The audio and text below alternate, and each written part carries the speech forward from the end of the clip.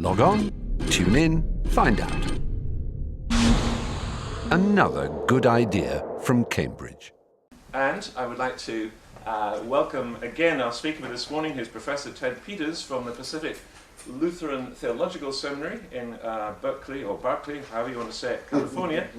He's also written widely, actually, on a number of topics. As we found out during the week, he's written widely on the subject of evolution, but he's also, I happen to know, engaged a lot in this topic we're coming to this morning about enhancement and human potentialities, and is engaged particularly with the thinkers over in Oxford who have made something of a field out of this particular topic. He's also co-editor of the journal Theology and Science, published over at the CTNS over in Berkeley. So we're delighted again that Ted's going to speak to us this morning on can we enhance the Imago Dei, a theological assessment of genetic alteration, nanotechnology, and transhumanism all in 1 hour. So thank you.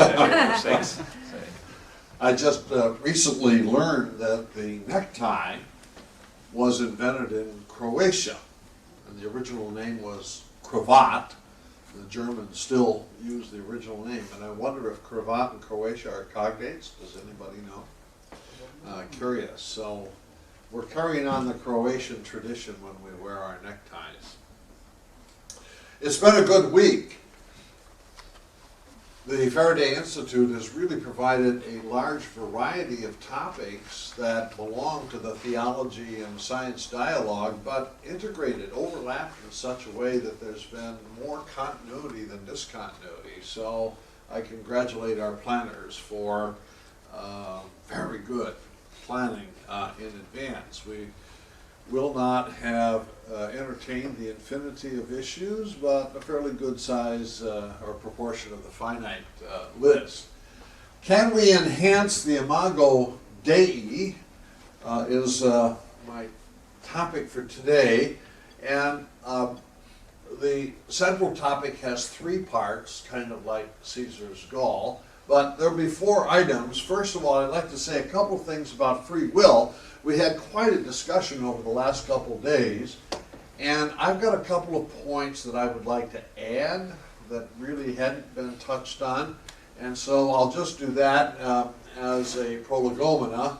And then the 3 areas that I would like to give some attention to are what do we mean theologically by the image of God in us as human beings, then take up the issue of enhancement in general, and then deal quite specifically with the school of transhumanism and the doctrine of progress that is presumed there. And you'll hear a little bit of continuity then between today's presentation and the one I made a couple of years ago.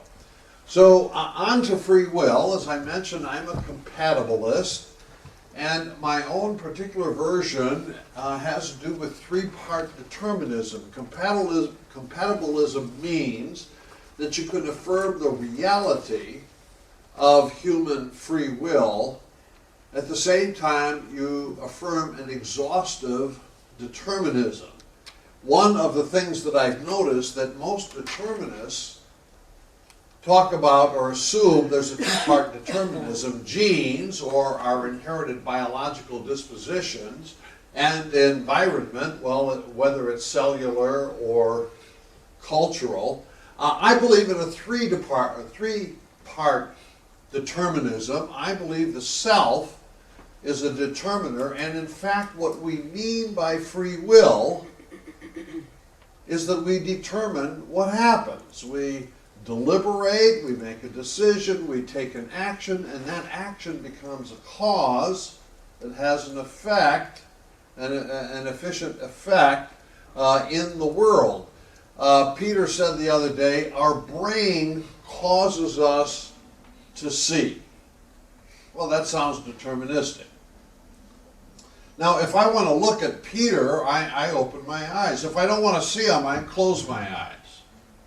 So my brain does not cause me to see when I close my eyes, but only when I open my eyes.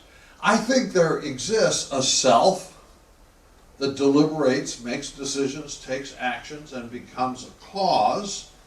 So what free will means is that you and I are among the determiners. Okay, that's point number 1 I wanted to add to the previous discussion. Secondly is a theological matter, and if we go back to St. Augustine was partially concerned with the philosophical issue we've been discussing. That is, do we have free will understood as being able to make a decision between A and B?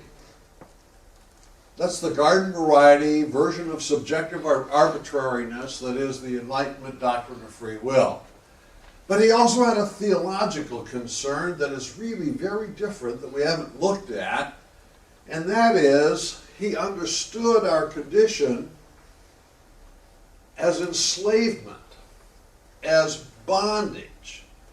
We are in bondage to ourselves, so every time I exercise my free will, I'm expressing myself.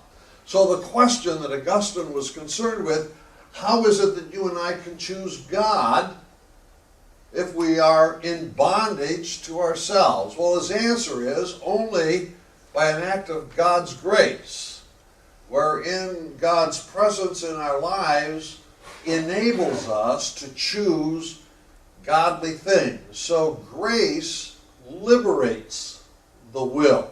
Now, this is a distinctive theological concern that philosophers don't deal with, but in some ways you can't really deal with the Christian gospel, at least in the Protestant version, because John Calvin and Martin Luther are strong disciples of Augustine on this particular issue, and I just thought I would mention it so that it becomes an item on our agenda in addition to the important things that we talked about yesterday. So I'm done with my prolegomena. Now I'd like to get on to the topic of this presentation, and that is the image of God as a theologian tries to understand it, and what kind of implications does this theological concept have as we confront the opportunities for human enhancement coming up through technology, genetic technology, nanotechnology, and related areas, as well as the extravagant claims of the transhumanists. Now, let me just start with trying to provide categories within which we can think theologically, and I would like to distinguish between two forms of theological thinking, the archonic and the epigenetic. You can see this word archonic comes from the Greek arche, which, interestingly enough, means two things. One, beginning, but also control or definition. The way something begins defines what it is and determines its governance. So just think of words such as archaeology is the study of beginnings of things, right? But hierarchy, still got the word arche in it, means how you rule. I think the natural tendency in human thought, speculative thought in general, and Christian theology in particular, is archonic in character. So the first 3 chapters of Genesis are archonic texts at first. They're etiological narratives that tell us how things began that determine the way they are today. There's another way of thinking, and I call it epigenetic. Now, if you are in genetics or sociobiology, you say, oh, I know what that is. That's non-genetic influences on genetic activity. Let me say that's not the way I'm using the word. I'm using it a little bit more etymologically, Genesis meaning beginning, and then epi, the Greek word after, which means what happens after the beginning. And this particular definition I take from Jan Smuts, South African, wrote a book in 1927 called Holism and Evolution. And epigenesis, there is what happens over the long story of biological development as new things, especially new systems, come into existence. And I think theologians can benefit by having a concept such as epigenesis, and I'll try to show how that might elaborate or expand the way we treat the Imago Dei. The big question now for this presentation is, can bio-nanotech enhance the Imago Dei? A few words now about the Imago Dei, and then we'll get into the question of enhancement. Technogenesis. We certainly have observed, and Nicole's presentation a couple of days ago has certainly illustrated how developments in technology, which on the one hand are things that we do, but on the other hand redound to actually changing the way we live, and in some cases the way we understand ourselves, and Nicole says maybe even change the structure of our plastic brains over a period of time. I don't ordinarily use the word evolution this loosely, but there are many people who like the concept of co-evolution, wherein human technological developments actually become very much a part of the human story. Recognizing this, can technologies enhance the Imago Dei? That's the question of the moment. What do we mean by the Imago Dei, or the image of God? Well, perhaps the single most important biblical passage is Genesis 1:26, where the divine says, let's make humankind in our image, the Hebrew Selim, Greek icon, Latin imago, and then a doublet, according to our likeness, demuth, homoousis, and similitudio, and let them, people, have dominion over the fish of the sea, that's the big word, dominion, and over the birds of the air, and over the cattle, and over all the wild animals of the earth, and over every creepy Republican, every creeping thing that creeps on the earth. So we've got this doublet: image, likeness, dominion. Okay, let's just work on that for a little bit. Here we have a commentary on this passage in Genesis along with Psalm 8. And if you may remember, Psalm 8 begins with a description of God, and then we human beings are just a little bit less, but certainly in continuity with God. And the Jewish Study Bible says that image and likeness carries with it a commission to rule over the animal kingdom. And we know this to be a very controversial passage since Lynn White's essay in 1965, who wants to blame our terrestrial ecological crisis on this biblical injunction that human beings should dominate the creation. And we get this little caveat, not as the owner of nature, not with a bulldozer mentality, not with that of an emperor, but rather as a steward, as a representative of God in the care of the earth.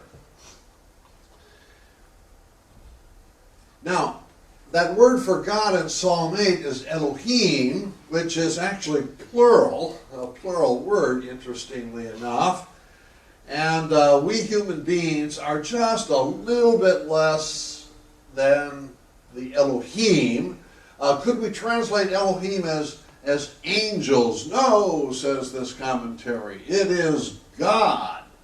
And the point here is that we really are God's representatives in the created order.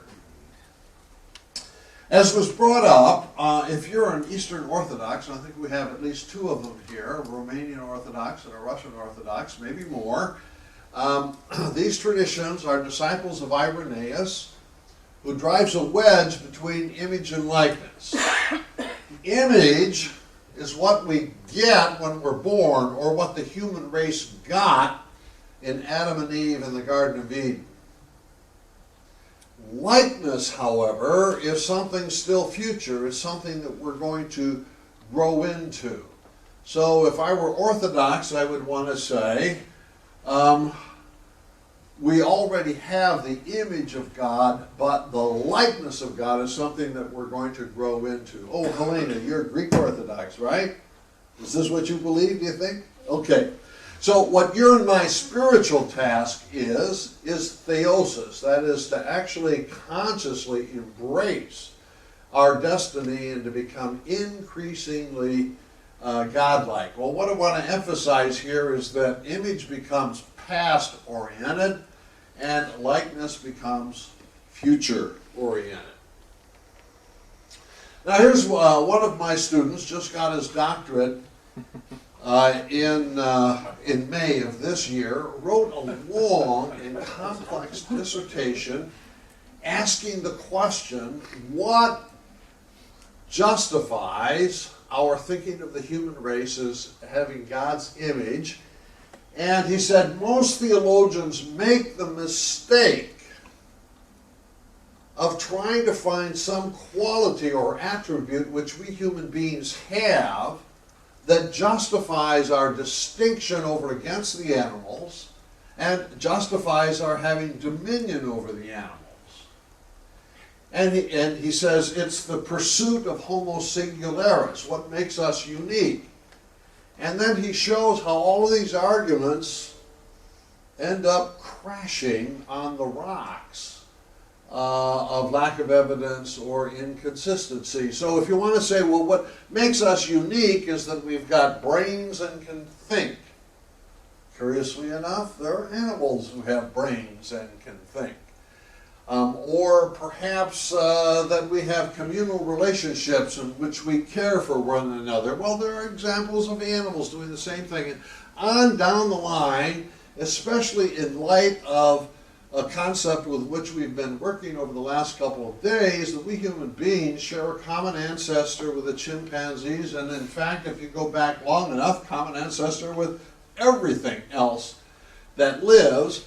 And so there isn't anything really uniquely human that is qualitatively different from the rest of the animal world that could justify referring to us as being godly over against the rest of creation, which is not godly. Okay, so he's just ruined our day. He's shown the evidence that we can't do it that way. Are we still the image of God? His answer is yes. Why? He says, well, God called us to play this role.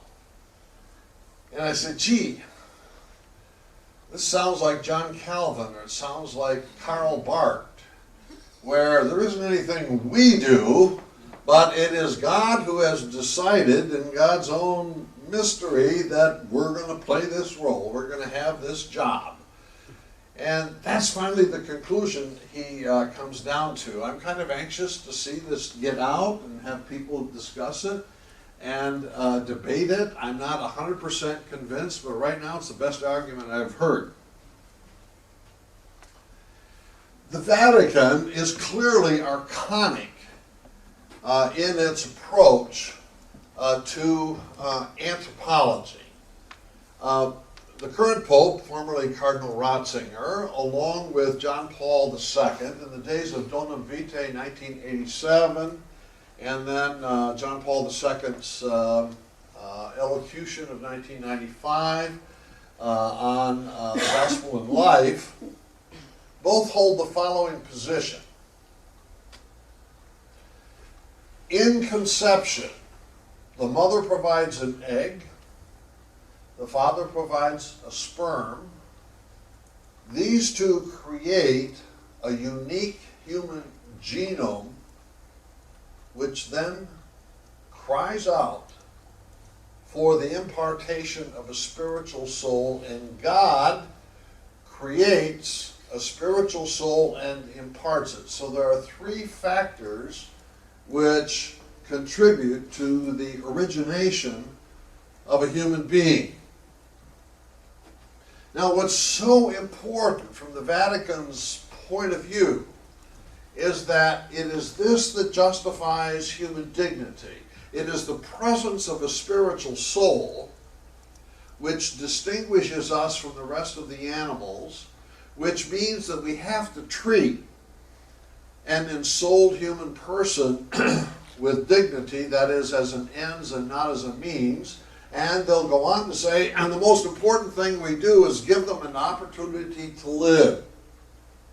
And so it's a stand against the practice of elective abortion and it's to stand against human embryonic stem cell research. Pope John Paul II said that stem cell researchers are baby killers who belong to the, quote, culture of death, unquote, because they destroy embryos in the process of doing research.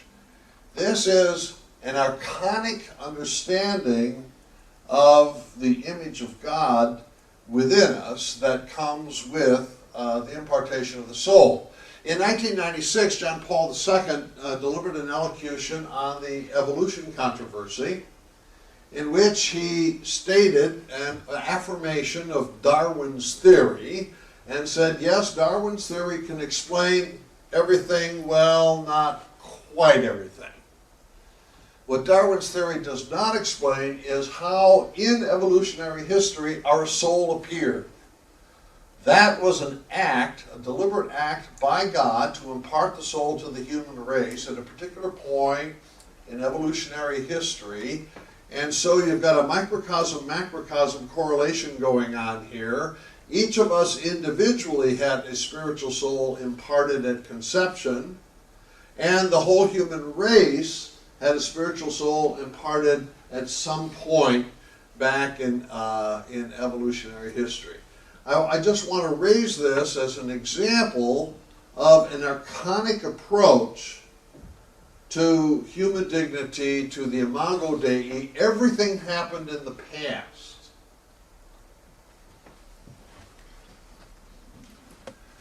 One of the benefits of the archonic approach to the Imago Dei is that it translates into dignity, and then that translates into human equality. It doesn't matter what race you are, what generation you are, your and my dignity must be protected regardless. It comes with our humanity, and when we see the dignity of people in various races and climes being violated or forgotten by tyranny, then if whether you're Roman Catholic or whether you're a secular person, you're going to say, wait a minute, all of us are equal, all of us have the same rights. This particular passage, written by a black theologian at the University of Chicago, claiming that. So that's one of the benefits, ethical implications of an archonic approach to the Imago Dei.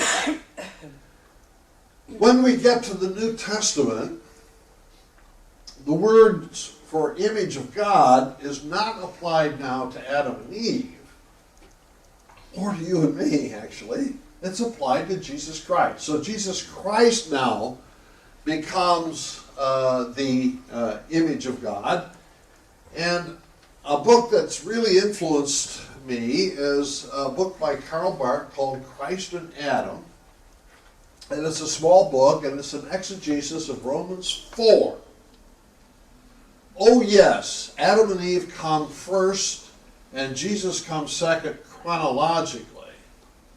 But in God's logic, Karl Barth knows God's logic, by the way. You and I might not, but Karl does. From God's point of view, Christ comes first and Adam and Eve come second.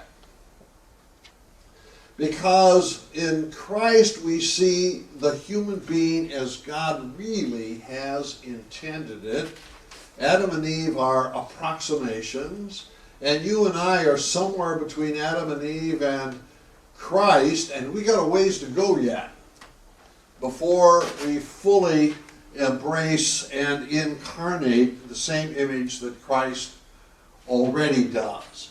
And so, with this in mind, you can start looking at those New Testament passages that start dealing with what, the Methodists and the Baptists and the Reformed tradition want to call sanctification. Certainly they're already in the Roman Catholic tradition. The fruits of the Spirit. Love, joy, peace, patience, kindness, generosity, faithfulness, self-control. These are characteristics of the image of God in the human being. And for most of us, these are things we need to acquire. We're not just born with them. I would share, but I'm not there developmentally.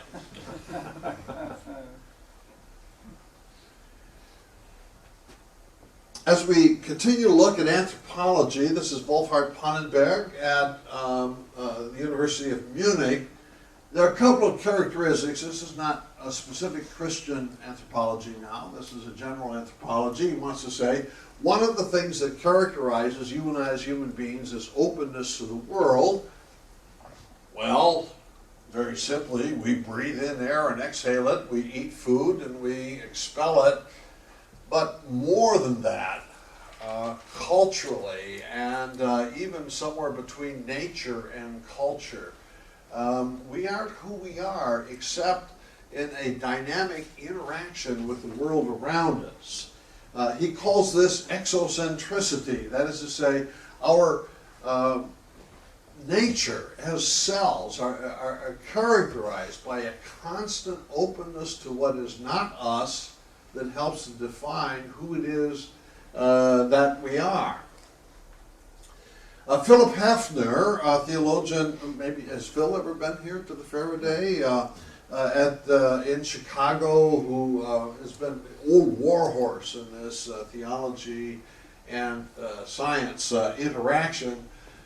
Phil will take Pannenberg's openness to the world, combine it with sociobiology. So his anthropology is heavily influenced by E.O. Wilson and Richard Dawkins, and he'll describe the appearance of the human being in the evolutionary story as God's way of guiding evolution to create free creatures who will then contribute creatively to the ongoing evolutionary process. So he defines the human being as the created co-creator. We are created in the passive sense that you and I didn't choose to be here. We just woke up one morning and here we are. God and evolution put us here, Phil would say.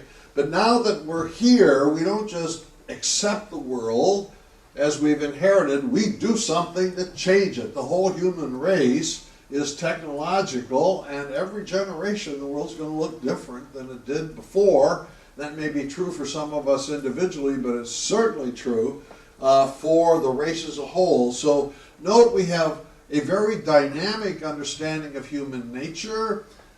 We have an Imago Dei, and he says the created co-creatorship is the Imago Dei. God creates, so do we. And we have a future now in which it will be different from the past. So let me just summarize the things that I have been saying. If we take an archonic approach to the image of God, we're going to associate with it such things as dominion over the natural world, human dignity because of the presence of the image of God within us, which translates ethically into the doctrine of human equality, and a certain, thinking of that word steward, a relationship to the world in which we are God's what? Viceroy, or some would even say God's priest. In the natural world. If we think epigenetically, then we're going to emphasize those aspects of us which are open to the future, in which we make contributions to the changes that are and will happen. We've got these very robust theological notions of sanctification, if you're a Protestant or a Catholic, or theosis, if you're Orthodox. And finally, our goal is to become more and more Christ-like. So I just want to say, hey, there are two approaches to this question of the Imago Dei, and at this point now, I'd like to turn and deal with questions of enhancement and ask whether enhancement could be profound in its contribution to the Imago Dei, or whether it might be just sort of a superficial dressing that might not have much to do with our human nature, but could be interesting, or worse, an ideology that could do damage. Still awake? I know it's early. Oh, just some terms here at the beginning. Therapy. Therapy and enhancement is actually a bioethical matter, but bioethics is not our framework here. We're really dealing with larger anthropological issues. But if we were in bioethics, we would think of therapy as healing a pathology to restore health with some vague sense of normality. Enhancement then means improving our situation beyond the norm. It can refer either to making a person, an individual person, healthy but enhanced, or having to do with the human race in general. What do we do now so that our children and grandchildren and great-grandchildren become superior to us physically, mentally, etc. Then transhumanism is an ideology that says technology will actually, under our initial control, will actually alter the course of the future evolution. No longer will we be passive responders to our evolutionary direction, but we will actually ourselves arrest control and direct it. Dennis Alexander is one of the theologians who's thought about this and gives us some vocabulary to help get a hold of what's going on. Enhancement, on the one hand, can be trivial in the sense that it's ordinary. We wear glasses. To me, that's the single most potent argument against intelligent design, because if God designed our eyes intelligently, why do so many of us wear glasses? I can't figure that one out. Vaccinations, things like this, they're sort of ordinary, but then the conventional is a little bit more serious. Cosmetic surgery, prostheses, performance-enhancing drugs. I'm an American and I'm a baseball fan, and I have these heroes that's kind of part of the way, if you're a soccer fan, I'm sure you have your heroes. And then I find out that a hero cheated with performance-enhancing drugs. I mean, it ruins my day to learn that kind of thing. And the ethical issue, from the bioethical point of view, is that performance-enhancing technologies are unfair because some take advantage of them and others don't. It's not as though there's an ontological problem, it's really a justice problem. But then the most interesting, most exciting, and most challenging then is going to be the idea that we could fundamentally alter the human situation through technology, and that's what we're going to take up shortly. Genetic enhancement, getting into the DNA with our wrenches and with our screwdrivers and rearranging the genes, maybe adding some genes so that if we're doing therapy, we might be able to protect our children from certain sufferings if we could turn off or eliminate the gene on chromosome 4 for cystic fibrosis or Huntington's disease. Or the alleles on chromosomes 11 and 17 that have to do with inherited breast cancer, we could at least reduce to a certain degree the suffering of our children who are born. And if we were to do it in the gametes, the sperm and the egg, then future generations would actually not have to battle with these genetic predispositions to disease. Well, that seems to make a lot of sense therapeutically, but if we're going to strive for our children to have increased intelligence or increased athletic ability or increased talent for music and the arts, then it gets a little bit dicey. Not that we would want to deny people to have these enhancements, but boy, you got an economic justice problem because some families can afford it and others can't. Then you've got another issue, that ethical issue that bugs the geneticists, and that is, what if we're not smart enough to anticipate the unforeseen consequences? What if we remove a few genes here and there, or add a few genes here or there, and then 2-3 generations down the line we find that those genes operated in systems which we have now upset? Could we do some damage? That's kind of a naturalist sort of fear, what we call the playing God, the fear of playing God kind of thing.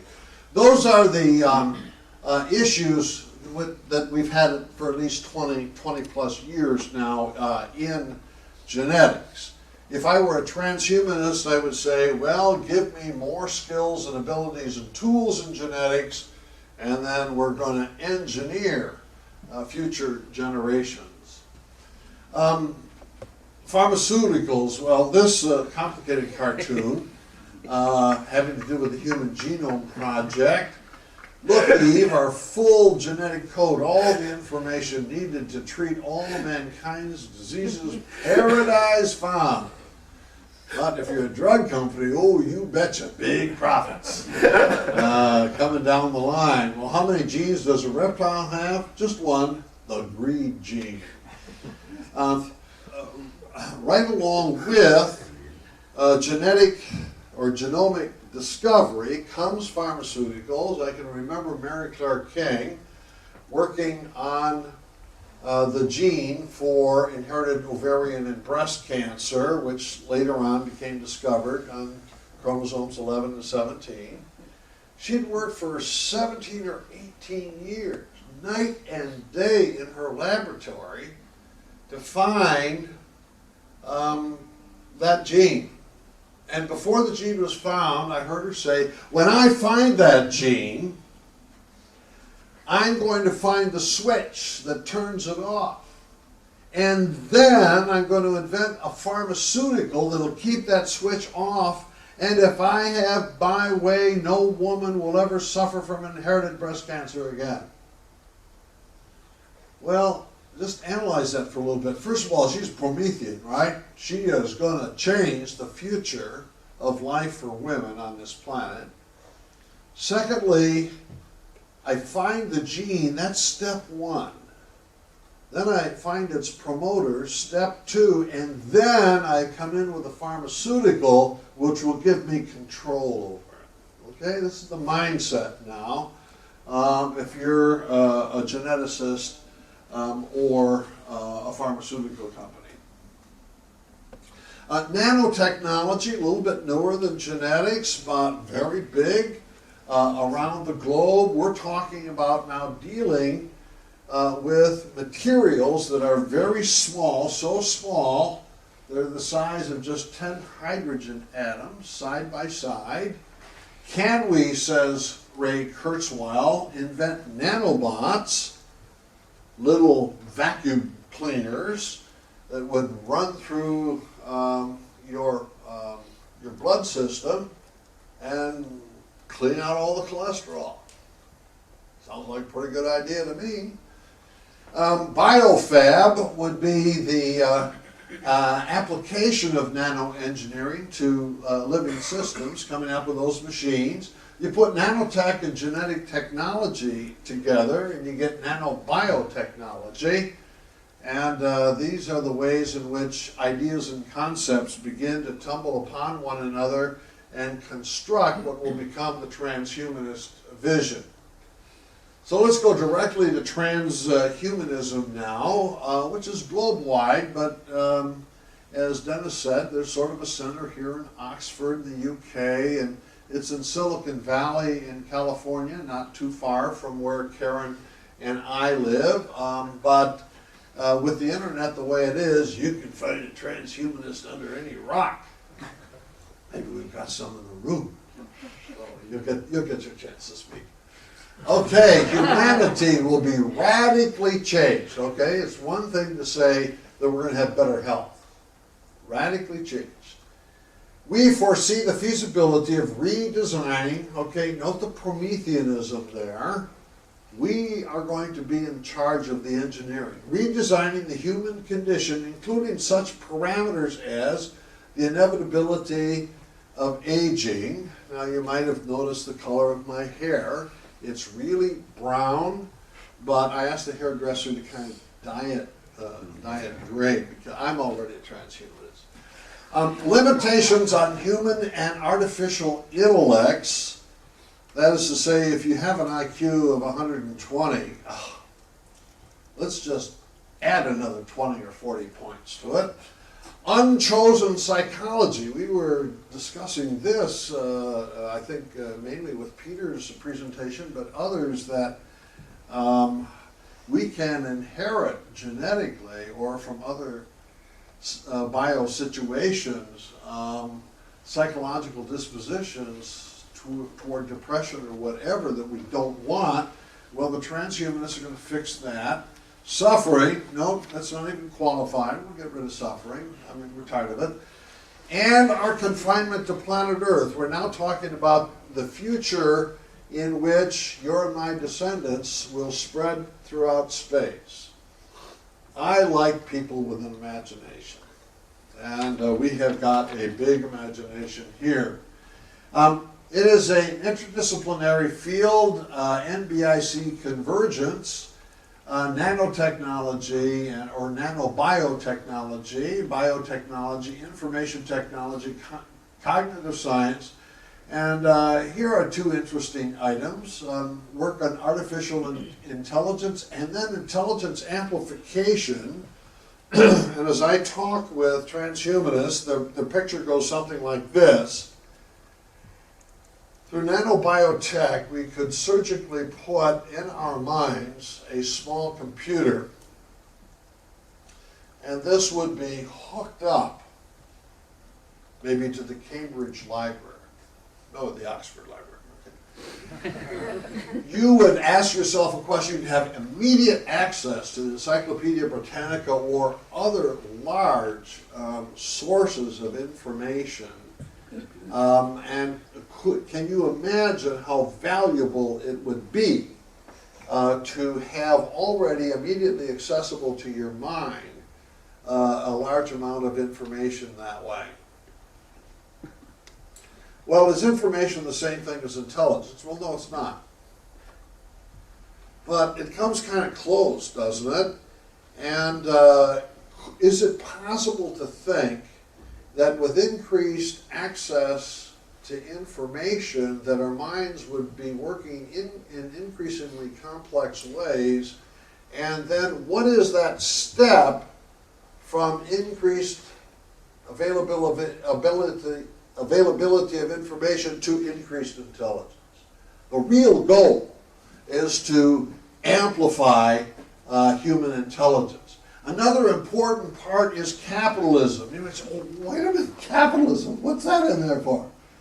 I just want to say that if you talk to these people, they are capitalists. Why? Well, one reason is advances in this area are going to cost a lot of money, and a lot more money than any government's going to want to invest.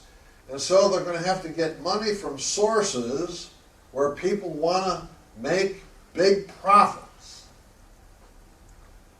Well, step number one is you need a lot of money for this kind of science and technology. That's true, but people who want big profits usually don't want economic justice. They want big profits for themselves. So you can see we've got a built-in moral problem coming down the pike. But be that as it may, I just want to say capitalism, laissez-faire capitalism, very important doctrine intrinsic to the transhumanist creed. Ray Kurzweil is kind of interesting. He's looking forward to the singularity in 2045, and I just sort of mapped out this step-by-step movement from increased access to knowledge to then a leap forward in intelligence. And as soon as that leap forward in intelligence occurs, you and I are history. Because now those beings who have this increased intelligence will take over the work that we've been doing, and with their increased intelligence will actually accelerate the whole process of expanding intelligence further. Kurzweil calls this the singularity. He's forecasting the year 2045. The purpose of the universe, stop. Whenever you've got an ideology, you've got to ground it in something. We Christians and Muslims, we ground it in God and God's purpose and God's will. And, you know, beyond that, there's no court of appeal. Most transhumanists tip towards the humanist side, maybe the agnostic side, maybe the atheistic side. So where will the grounding appear? It's going to be grounded in human nature, or it's going to be grounded in nature in general. So what are they going to say about nature? Okay, the purpose of the universe, thank goodness we finally find out what it is, reflects the same purpose as our lives, namely to move towards greater intelligence and knowledge, okay? From the Big Bang on, right through the rise of sentient beings here on planet Earth, the universe has one purpose: increase intelligence. So if you and I, as transhumanists, are going to give ourselves to the mission of the universe, then it's our task to increase human intelligence and knowledge. We will, within this century, be ready to infuse our solar system, not just planet Earth now, but all the planets of our solar system, with our intelligence through self-replicating, non-biological intelligence. Oh, there's something a little out of date about our bodies. I mean, they're weak, they're fragile, but intelligence, maybe intelligence could escape its biological substrate and go beyond it. It will then spread out to the rest of the universe in a non-biological form. Well, again, I want to say I love people with big ideas, but it's kind of hard to get an idea bigger than this one. Even Walt Disney couldn't come up with this. Oh my, no, humans didn't invent us at all. We evolved from plastic wires and little microfilms. ID strikes back. One of the concerns that transhumanists have, that we all have, is how do we understand death? Now, if I were a transhumanist, I would say, well, there are two alternatives. One, death belongs to our finitude. Two, death is a disease, and like other diseases, it's just waiting for a cure. Now, as a theologian, I don't consider either of these alternatives. But if I'm a transhumanist, these are the two alternatives. And what I'm going to do is I'm going to put it in this second category. Death is a disease, and we need to look for a cure for it. One of the two options is called RLE, radical extension radical life extension. And that is to use nanobiotech to find out what are the causes of biological deterioration, aging, and death, and then fix them. So try to imagine that now you're living for 1,000 years or 2,000 years. There's no reason to age, there's no reason to die, and if you don't get run over by a bus, in principle you're going to go on and on. This is one of the voiced goals. Note, this is physical, biological, radical life extension. There is an alternative, and let's go back to Ray Kurzweil again. And the alternative is cybernetic immortality. It goes like this. We model the brain, we model the mind and its relationship to the brain on the relationship between software and hardware in a computer. So your and my mind is like software, and our brain is like hardware. Our mind is an information pattern. Complex, to be sure, but it's an information pattern, and if we could somehow or other get a hold of it, like we do a software program, we could move it off its biological substrate and put it into an electronic substrate, that of a computer. And now that you're in a computer, it stays plugged in, and people make backups every time the technology changes, you could live forever, right? Or everlastingly. Uploading a human brain means scanning all of its salient details and then reinstantiating those details into a suitably powerful computational substrate. This process would capture a person's entire personality, memory, skills, and history.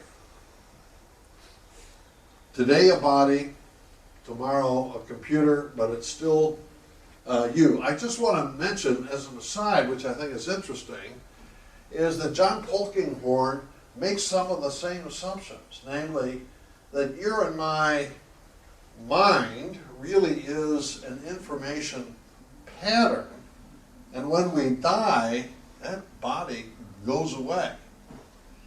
Now, John doesn't think we're going to just move it into a computer. What happens, according to John's view, is that God remembers that information pattern. And on the day of the resurrection, uses it for our resurrection, and our sense of self continues. Anyway, nice sort of overlap.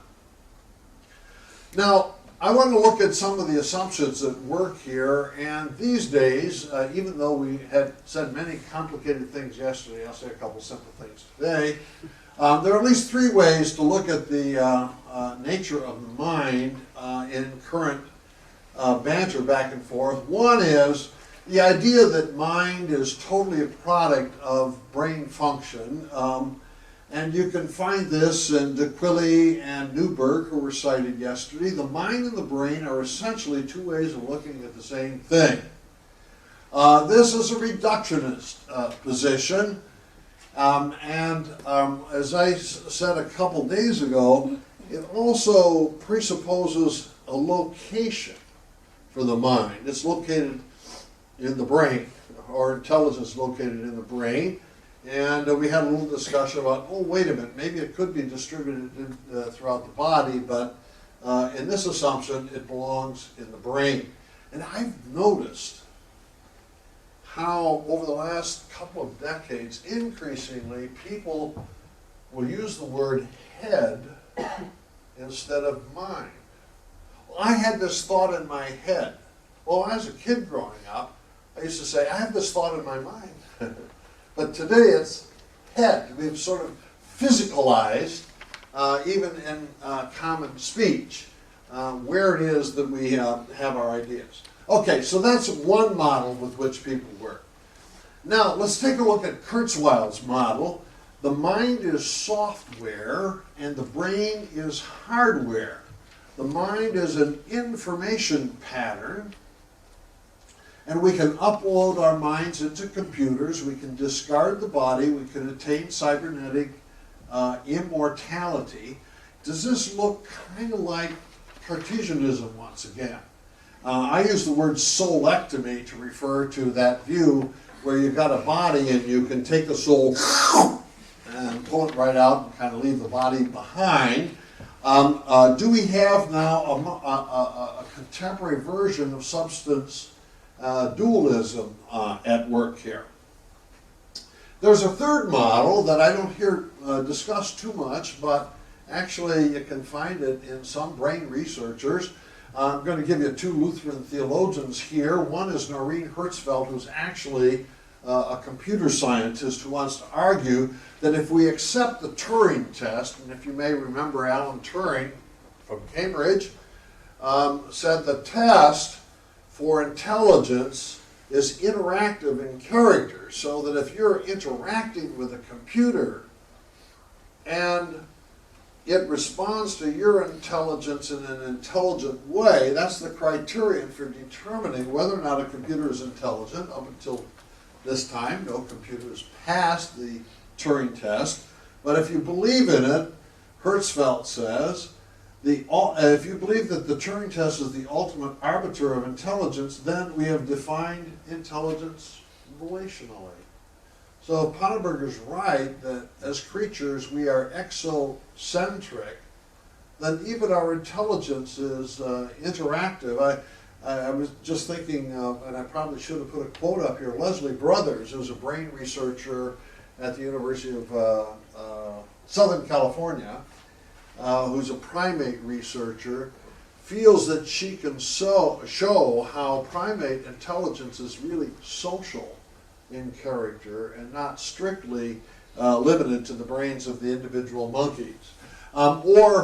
Greg Peterson, we are not simply disembodied reasoning machines over against the software model, but persons embodying communal context. I just want to say these are three different models, and if I'm going to be a transhumanist, I'm going to pick one of these, but I'm going to have to leave the other ones go.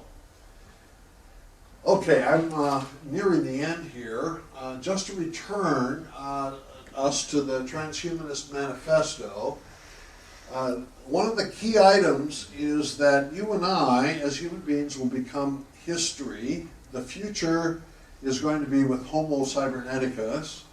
As humanism freed us from the chains of superstition, humanism is modern, superstition is pre-modern. Those of us who are religious are really pre-modern superstitious types, according to this view. Let transhumanism, that's better than humanism, free us from our biological chains. Biofatalism. If you believe, oh, we just can't do it, we're Luddite. Biofatalism will increasingly be replaced by techno-can-doism. The belief in the power of the new technology to free us from the limitations of our bodies and minds. In the 21st century, the belief in the fall of man will be replaced by belief in his inevitable transcendence through super biology. And I love this one. Let us cast aside cowardice and seize the torch of Prometheus with both hands. At least there's no subtlety here that you have to worry about. My doctor father, David Tracy, Roman Catholic theologian, was probably the kind of person that the transhumanists want to get away from.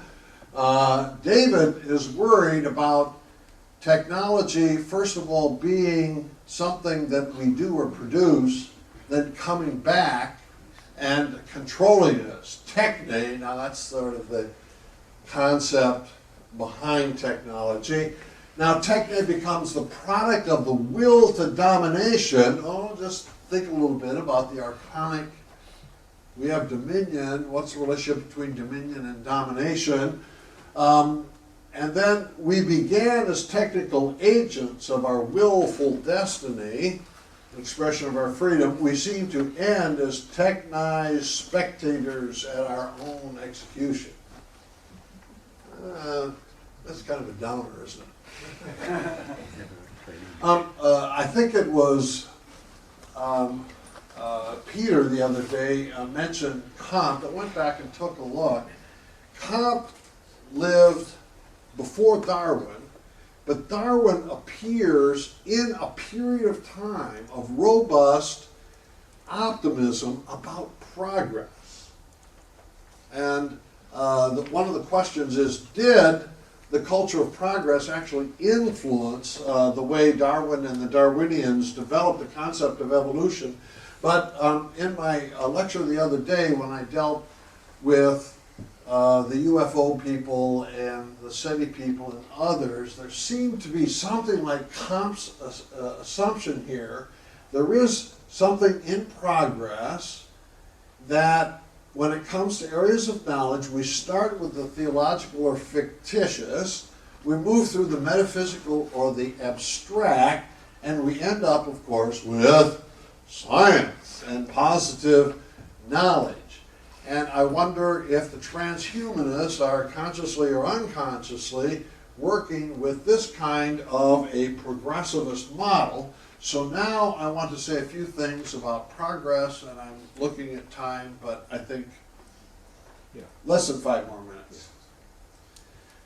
What is the problem with the doctrine of progress from the theological point of view? First, it's naive. Objectively speaking, of course we've had progress, especially over the last 2 centuries. You can just see an explosion of technological progress, industrial progress.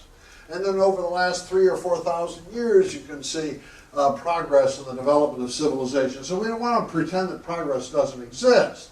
The question is, in what domains of human nature do we find progress? And if we find it in science, technology, etc., does it also carry over into progress in basic human nature? Again, this question of whether there's progress built into evolution, Darwin himself wavered back and forth, sometimes no, sometimes yes. Again, there are prominent evolutionary biologists who say no progress. So if you're Ray Kurzweil and you want to say the fundamental purpose of the universe, including biological evolution, is, and then you got prominent evolutionary biologists say, no, I'm sorry, ain't there. Now, it is true that you can get evolutionary biologists who are on your side, again, but it's not a simple foregone conclusion that the purpose of the universe is what Ray Kurzweil says it is. Now, the theologian is going to raise the issue of sin. Oh, those theological Luddites. Why is it not the case that with all our technological progress we didn't get rid of sin? My case in point is the computer virus.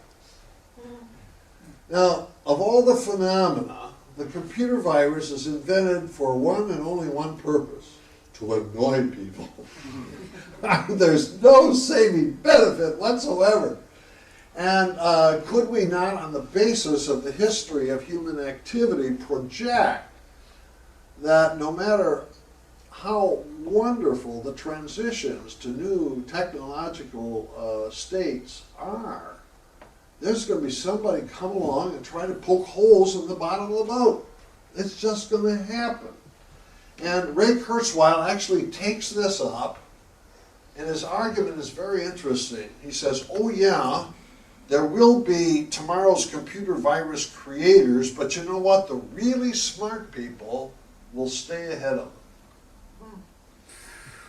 Now, just go back to St. Augustine, who raised the question, what is the human condition? Is it fundamentally a problem of ignorance, or is it a problem of a distorted will? Socrates would say it was a problem of ignorance, and Kurzweil would agree with Socrates. You know what? If we just get beyond ignorance to knowledge, then good things will happen.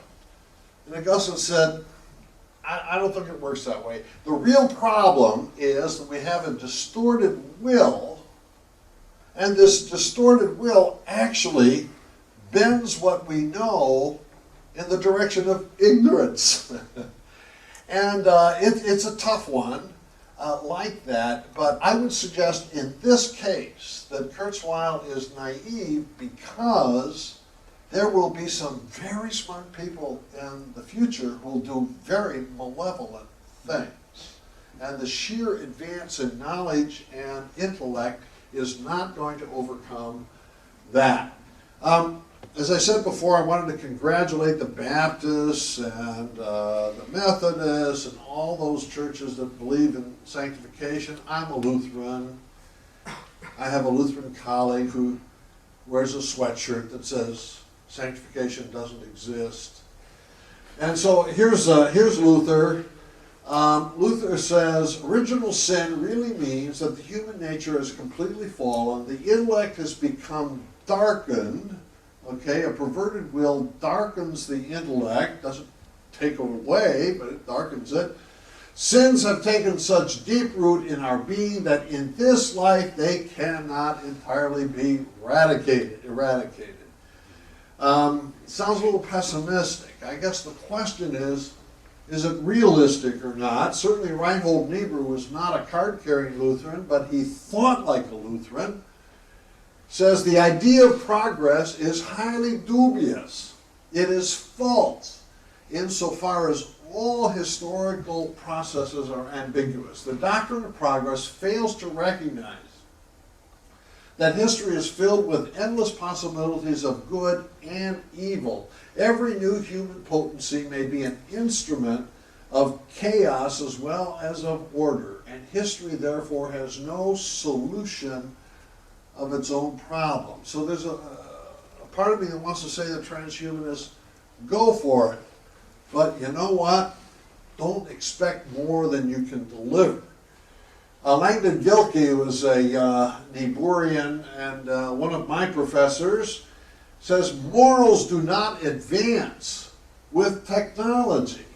And basically it's the claim that you can have enormous advances in technology, and right along with that, enormous advances in the power to do destruction. And the first two world wars of the 20th century are his primary examples. He spent the Second World War in a prison camp in China, and so he feels like he was kind of close to what he's talking about. Hey, Sisyphus, when you've got a minute, I'd like to discuss this progress report with you. Okay, finally, how do we get from here to there? I want to say theologically we've got two understandings of the future. Futurum, that's the one in which the future builds upon precedents of the past, and yes, you can see progress in technology and things like that, but there's a second view, and that's Adventist. That's where God breaks in, and there is no precedent for that. And finally, the healing of the problems of the human condition, such as sin, death, and the power of the devil, are, theologically speaking, from Adventists.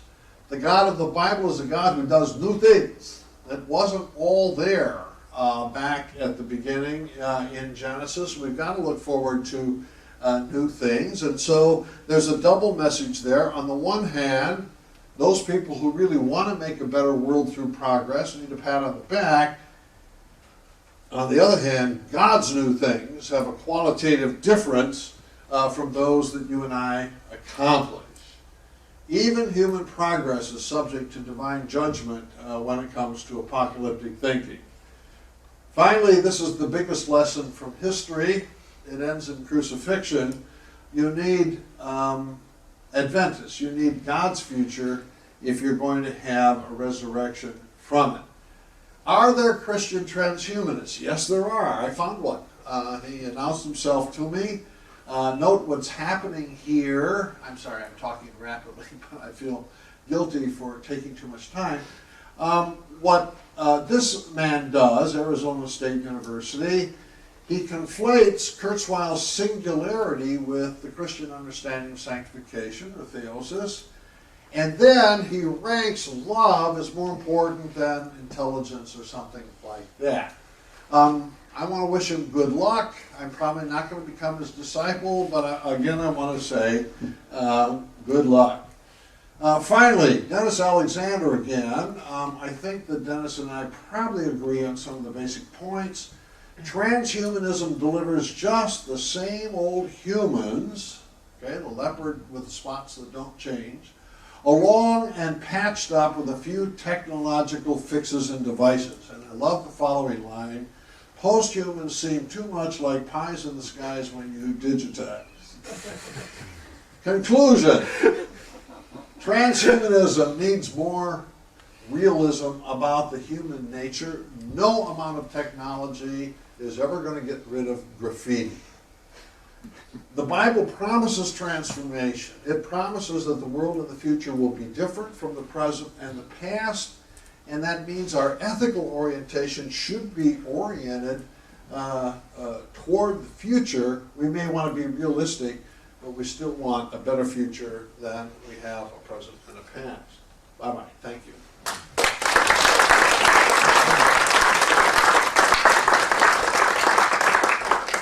Thank you very much, Anita, for that great overview. Fantastic. We have time for questions, so over to you, please. Please, yes, Fiona. So on the point of genetic modification, I mean that's obviously being outlawed at the moment. Germline cells are passed on to the next generation. Just a little bit louder, Fiona, for me.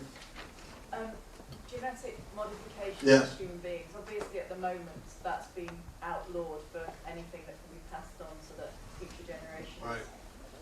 But in very pragmatic terms, what it means to do that, you have to take an embryo, you take a cell from it, you do a genetic diagnosis, you have a set of embryos.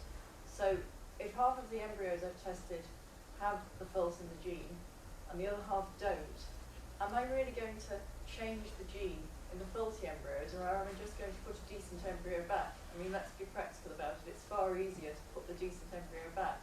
So is there really any need to do this anyway? The first part is Fiona's observation that ethicists and in some cases policy has been formulated saying that no germline intervention, that is to say, no changes in the human germline that would last for generations. And again, it's sort of a version of the precautionary principle. We don't know what the ramifications are going to be. So to make genetic changes for therapeutic purposes in an individual is just fine, but we don't want to do that for future generations, not knowing how to be responsible for the changes. Now, if I understood the second part, were you saying that practically, if we really wanted to change the human germline, that, pick it up from there. What was your point?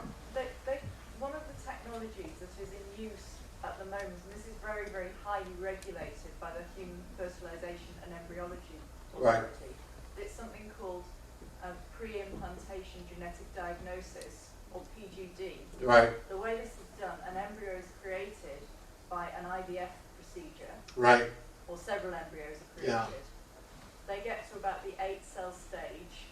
A single cell is removed from that embryo, and its DNA is tested to see whether, these are for families that have specific genetic diseases. Right. A single cell is removed, tested for the particular mutation in the DNA, and only an embryo that is healthy, does not have that mutation, is put back.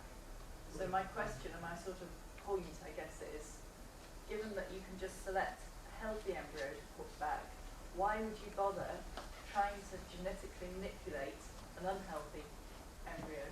All right, if you and I want to have a child who is healthy, we could fertilize 10 eggs. At the 8-cell stage, we could remove 1 cell from each of those embryos, test it, and we would take maybe 2 or 3 or 4 of the best of those embryos, selecting out deleterious genes or genes with predispositions to diseases, and implant in the mother's uterus only those which are going to be healthy or likely to be healthy. And if we can do that already today with present technology, why would we want to bother, I think I hear you saying, engaging in the much more complicated work of gene splicing or something of that nature? And then did you say, why would we want to bother with germline intervention as well? Was that part of your question? Yeah, I think it's, I mean, negative genetics is exactly as described.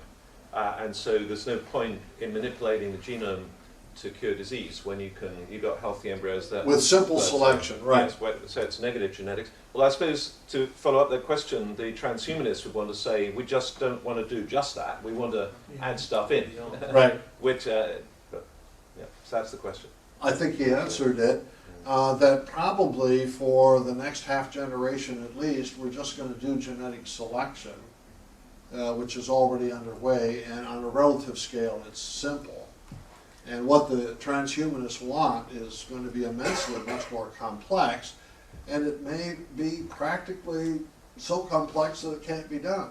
I don't know what your judgment is on that. Well, I think a lot of the transhumanist writing in this area is extremely naive, and they're not geneticists, and they don't understand the complexity of the genome. Yeah. And actually, you know, as we've all been hearing the past couple of days, there are no genes for, you know, musicality or intelligence, all these things. They simply don't exist. So the genome operates as a system. So the idea of messing around with a very complex system and expecting you can amplify things that easily, it's a very naive view, actually. And I think in that way, the genome is its own best defense by being pretty complicated. So there's a lot of naivety there, Yeah. I think. Is Yes. that okay, Fiona, or do you want to add something? But I think the other point is, you can't just say, this is a bad mutation in a gene, because, I mean, the best example is the mutation that causes sickle cell anemia. If you have 2 copies of that mutation, you get sickle cell anemia. If you have just 1 copy of that mutation, you get resistance to malaria. And that's why, amongst African populations, that particular mutation is at a very high level in the population because it's good in that context. It's just bad in 2 copies. And there's quite a lot of examples of this in genetics, where a mutation can be good in one context and bad in another. So it's not that black and white. Thank you. Yes. Okay, question here, please. Yes. I think I'm following up on that question. Is there a moral boundary between genetic enhancement, such as using gene therapy, and eugenics? Is there a moral boundary between enhancement and eugenics?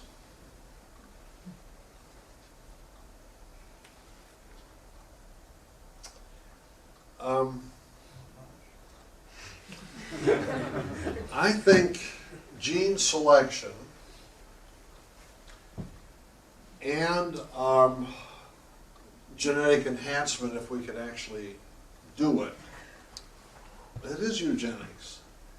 What made eugenics distinctive in the late 19th century through the Nazi period was that it was a widespread, government-funded social movement in Britain, the United States, France, and Germany.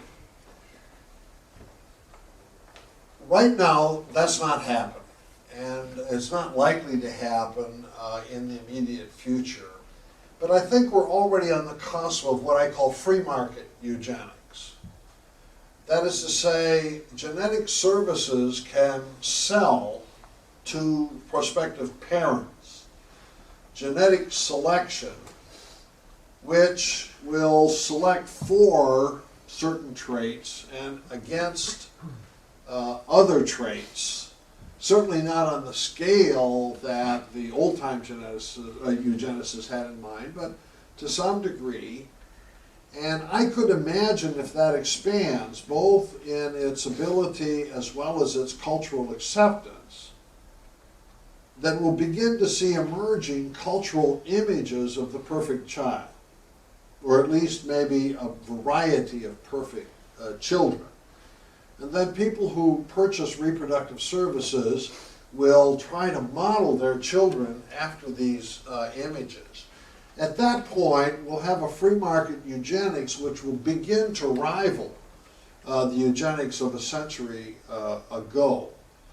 I think one of the reasons why the eugenics of a century ago is so anathema to us was it became the tool of tyranny. Will it become that again? I don't know. It could. It certainly could. And the next time around, it might be a lot more sophisticated than it was the first time around. But on the other hand, I guess I want to say, as an ethicist, I don't want the terror of the past history of eugenics to just sort of like hover, and it really does in Germany. It just hovers. So you don't have really any elbow room to kind of experiment. And the reason I think you asked the question about it being a blurry line, then if I'm a mother and a father and I have an opportunity to select a healthy embryo versus an unhealthy embryo, well, who would say there's anything wrong with that, for heaven's sake? And then you gradually get from that until you get to a whole culture, a whole society, then what? So it is a blurry line, but they really are the same thing, but I don't want to just like make a swing an ethical sledgehammer and make mommies and daddies feel guilty because they're trying to bring a healthy child into the world. Okay. Yes, please.